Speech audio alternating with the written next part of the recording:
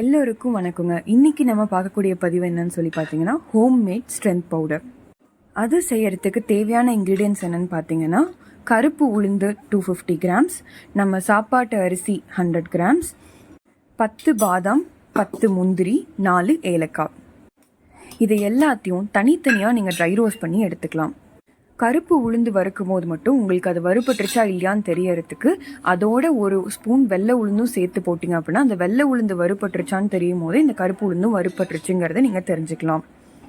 இப்போது இந்த வறுத்தது எல்லாத்தையும் நல்லா ஆற வச்சு ஃபைன் பவுடராக அரைச்சி எடுத்துக்கோங்க.